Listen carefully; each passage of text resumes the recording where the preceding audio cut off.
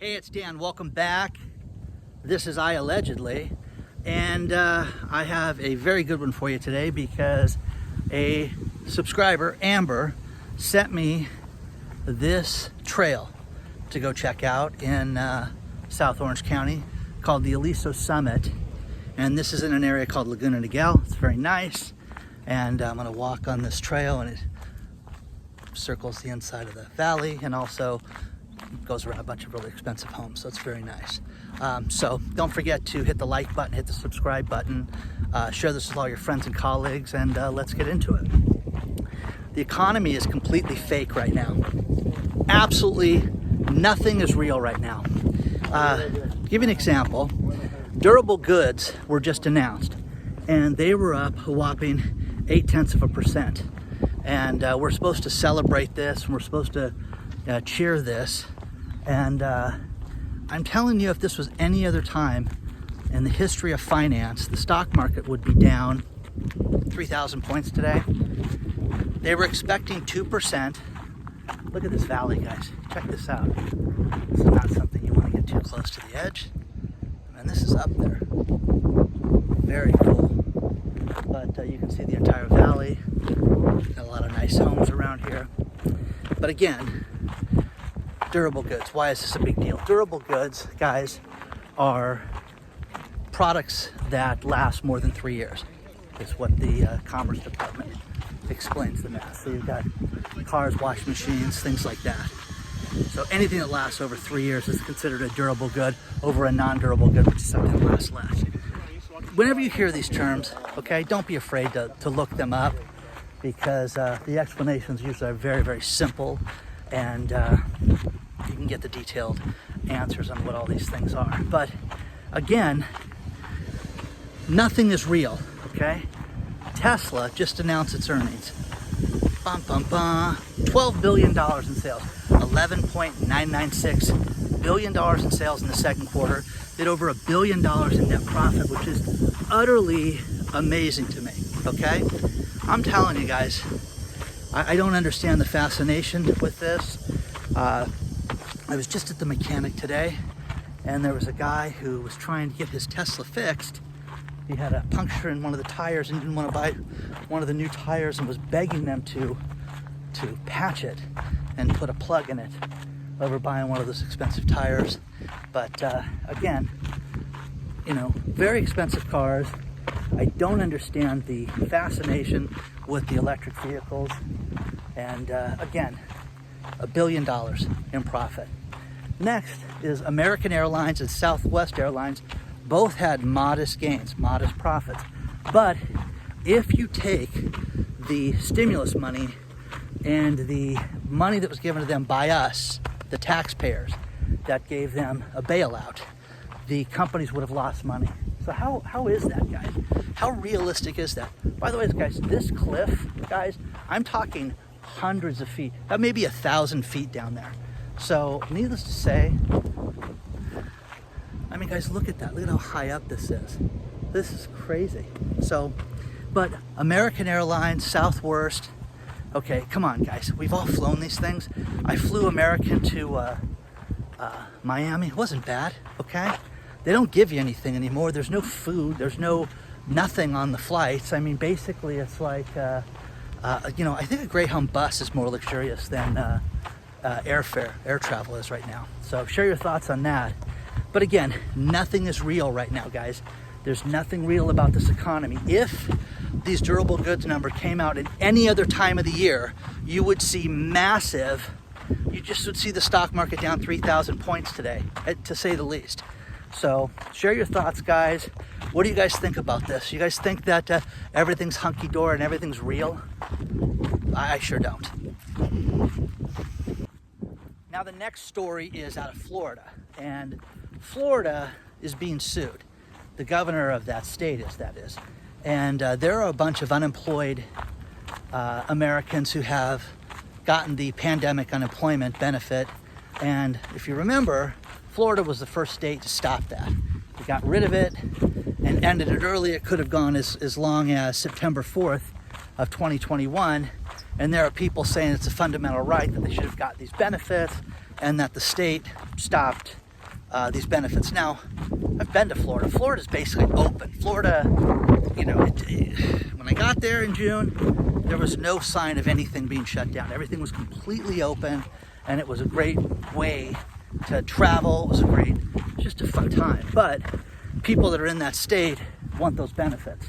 So it's going to be interesting to see if they can get it revoked and returned, and they want it a restraining order put on this so that he has to stop making these financial changes when people were allowed these benefits. The next thing is JP Morgan. JP Morgan has just announced a 20%. They think that the stock market is going to drop 20%. Okay, that's a huge number, and people need to be aware of this. Also, Morgan Stanley, again, another huge financial institution that is making the same prediction of 20%. And they both have different reasons, but they're stating that this market is overvalued by 20%. You have to look at this stuff. You have to look at the stock market right now and say, this is crazy, this is not real. You know, think about it. The durable goods orders get announced and the stock market only goes down, a couple hundred points.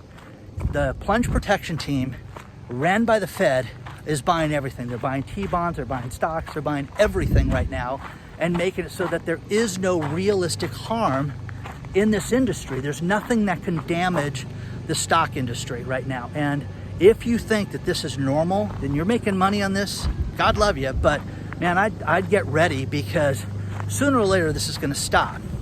Now, I get reached out to. I get stories sent to me galore. I get so much stuff, that news items in different places, and I absolutely love it. And I love the stuff out of this country, because in Australia, the UK, everything, they're having the same problems that we're having here in the United States, but it's just different. And we're complaining about $4 gas, and these guys have had $6 and $8 gas and things like that for years. So I always love those stories, share those stories. But do you guys really think that the stock market's doing as well as it is? Now, again, if you're making money on this, you're making money on Bitcoin, you think it's the greatest thing ever. But Bitcoin drops to 29,000, then goes back above 40, and then drops again. And I get people that text me, Bitcoin down 3,400, Bitcoin down 5,000. It's up and it's down, and there's no tie to anything right now with Bitcoin. I had a guy write me yesterday telling me that by September 1st, Bitcoin will be at 245,000. How? Why? Okay, and Dan, it will be $1 million next year. Okay, again, I asked the questions that I would ask anybody that presented anything to my business, and that's, how do you come up with these figures? And they never have an answer to this. So now, you guys check this out. I mean, I cannot believe how high up I am right now. Man, this is, talking about dangerous. This is, I mean, if I was into like parasailing or hang gliding, I'd jump from here. Because man, you could just go to this valley, and this is just super cool. So anyways, share your thoughts, guys. Think Morgan Stanley and JP Morgan are out of their minds. Also, silver is so low right now in price, $25, $26 an ounce. You pay a little bit of a premium. If you can get raw silver, rounds, bars, even what they call junk silver, the old dimes, quarters, half dollars, anything before 1964 and earlier is considered junk silver. It's 90% silver. That has a tremendous value to it. And if you can find this stuff, it's going to be worth something. But silver is the most undervalued asset on the planet Earth, to say the least. Okay? It's the most conductive metal. It's used in more medical instruments, electronics, everything else like that. But share your thoughts on what you guys think is going to happen and where this is headed. I really want to know. Now, this next story is out of Australia, and I love this story. There is a girl named Riley Stewart. Riley Stewart found in her Doritos bag a puffy Dorito. And cool thing about it was a Dorito that it wasn't flat. It just, when they baked it, fried it, cooked it, whatever they do with Doritos, it puffed up and it was round, kind of, pudgy, like about the size of a ping pong ball, and it was just rounded. So she shared it on TikTok. What do you guys think? Should I eat this or should I sell this? And she listed it on eBay, and people were, you know, starting bids at 99 cents. Bids went up to 100 grand on eBay, which those were fake, but it got the attention of the Doritos company. And Doritos said, don't eat it, don't sell it, we'll buy it from you for 20 grand. So she took them up on the offer. She took the $20,000, and it was funny because, I mean, you guys, you see these anomalies in food, and I love how they get press attention. So again, Doritos, you know, I made the mistake once at a party. Some guy had Doritos near they had a fire pit, and I said, yeah, I heard you could start a fire with Doritos. And I couldn't lose this guy that night. I mean, this was like Bubba from Forrest Gump, where this guy told me everything you could do with Doritos that night and kept following me around the party. You can cook it, you can fry it, you can chop it up and make it breading. You can put it in the meatloaf. I mean, oh my God, the guy just kept coming up with all this different thing for Doritos. But Doritos burn, okay? So trust me, this moron showed me over and over and over and over again the different things that you could do with Doritos. So, God. But it reminds me, remember when someone would have toast and it would have the Virgin Mary on the toast, and then they'd sell the toast for 30 grand? I love those stories, man. I think that that's just great, you know. And then, you know, you get the lighting in the, you know, it rains and the lighting hits the you know, the stucco on the side of the house, and they get you know, a vision of a leprechaun, and everybody shows up to look at it. I love that stuff, you know. And I just think it's crazy that people spend all this money for stuff like that. And finally, there was a guy that invented a toaster that would create Jesus and it would create the Virgin Mary. And I just thought I thought was ingenious, because people bought this thing to make the toaster. One Christmas, my daughter, who's into everything movies and all her DC and Marvel stuff, I bought her the Captain America waffle maker that would make the symbol of Captain America. And I was always proud of myself, because she was more into that than she was doing anything bad like getting tattoos or dancing on a stripper pole. So I think I did okay. But that being said, did you guys ever find anything weird in your food? Would you pay 20 grand for the Doritos? Tell me what you could do with Doritos. Can you cook it? You can fry it. You can bake it. You can saute it. Turn it into meatloaf. I mean, this guy, it makes good stuffing. Oh, God, I just couldn't shake this guy. But share your thoughts, guys. Anything you've done with Doritos or anything weird like that?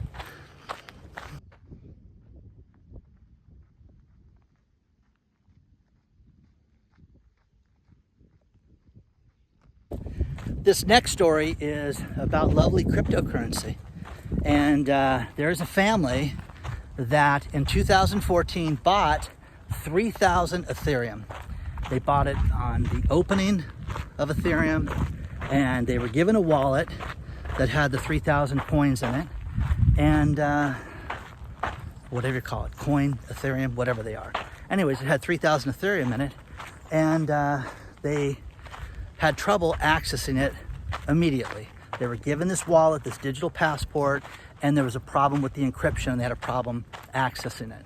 With that being said, they've been trying for 7 years to get into the wallet. Now, the problem with it is that Ethereum has gone up substantially, and it is now worth $6.93 million. $6.93 million. Okay? And they have to sue now. So they have to hire a good lawyer. They're going to do the international ICC, International Commerce Department, whoever the hell that is. And they're going to go there and sue the people at Ethereum to let them into the wallet and get them access. And again, guys, this is the perfect example of the shenanigans with this stuff. And how come they were never given the proper access to it? They never got into the wallet. Does the wallet even have the crypto in it anymore? Anyways, who knows this? But it's worth 6.93. Now, 6.93 million. They are, I'm getting winded. They are in the process of suing, and they have a GoFundMe. The GoFundMe is kind of a joke because they want to raise 250 grand to sue. And again, have some negotiating ability, man. I would get a lawyer on this thing. I'd give the guy 25%. Wouldn't pay him a dime. But anyways, that's just me. So the lawyer wants 250 grand. They've raised a whopping $700 in their GoFundMe. I'll include the link downstairs in the video description. But tell me, guys, share your thoughts. Is this ridiculous? Okay. $6.93 million, and you guys can't keep track of it? Who would do that? Who would let that happen? So, anyways, crypto's fantastic. Everything's great. And you don't understand it, Dan. You're 1,000%, guys, right about that. I do not understand this, and I don't understand how anybody would not have access. If you bought it, why wouldn't you get access to that immediately the second you bought it? That's just me. So share your thoughts, guys. Really want to know your input on this. Now, one more crypto story to go along with that is Bitcoin. Binance, one of the world's largest crypto exchanges, has just announced that you cannot cash out of more than 0.06 of Bitcoin at a time for a set period of time for new accounts. Okay? Again, this should trouble everybody. Again, it was up to 2 Bitcoin at a time, which, guys, 2 Bitcoin, that's like just 80 grand, guys, okay? So if somebody's got $80,000 of an investment in that, they should be able to get access to that. So you can't get access to that. And the other thing that floored me was they're limiting the margin debt that you can have on a crypto account to 20 times your account when you set it up. That floored me. Who the hell is borrowing 20 times their balance? Okay, so whatever you have in there, you have $10,000, you can borrow 20 times that. That is lunacy, guys. This is a recipe for disaster. No wonder why so many people are buying this stuff. But again, margin debt, when you have a brokerage account, the brokerage will basically tell you how much margin debt you can have. And this is what got everybody into trouble, you know, in 29 and 08 and 2000 and all these other times in history. This is what got people in trouble. But now, not being able to get access to your money is a huge problem. And again, how do you take the Bitcoin and convert it to cash? Oh, it's very simple, Dan. It's just to use the Yabadoo pancake swap thingamabobber, okay? It's ridiculous, guys. You know, El Salvador doing all their stuff with Bitcoin is going to be a disaster. And you're going to see people get hung out to dry. But the biggest morons are the people that have 20 times the margin debt. 20 times margin debt.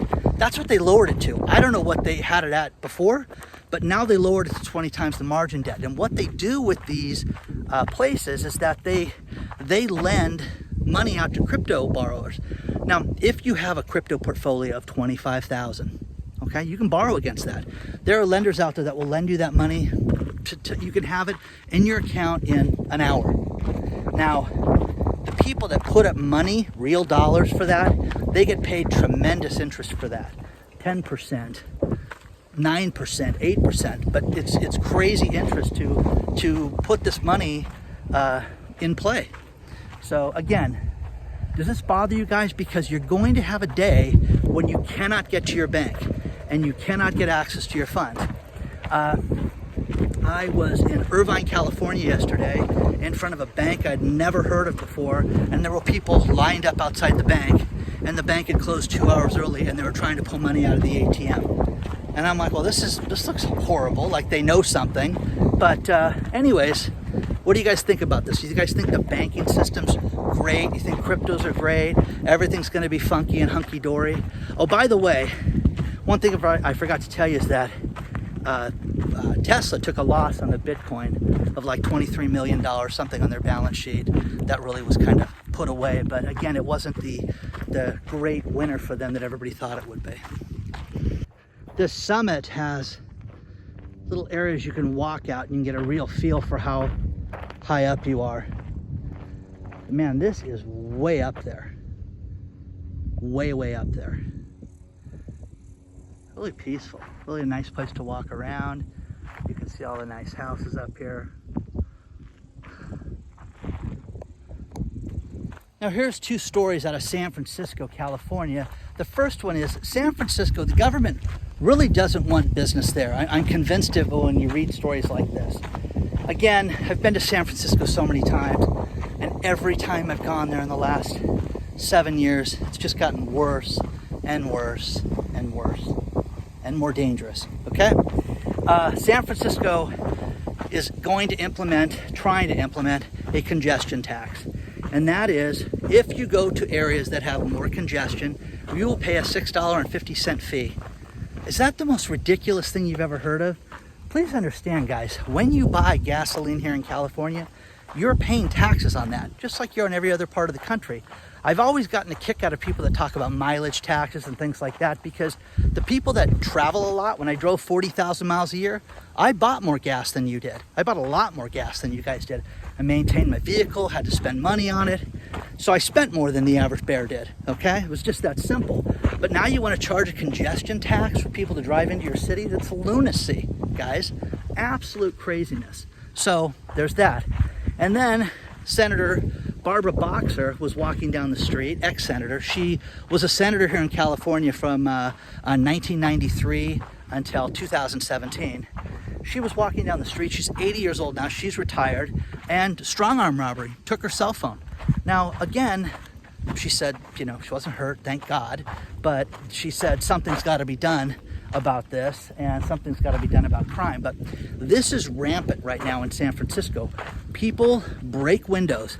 If they see a bag in a car, they break windows and just rip out whatever in the car. The police will not come out for that, and you're on your own. So if you leave anything valuable in your car, you're foolish if you're in the San Francisco Bay Area at all. So share your thoughts, guys, about this stuff. Congestion tax. I mean, come on, guys. It's just, we don't want you here. That's what it is.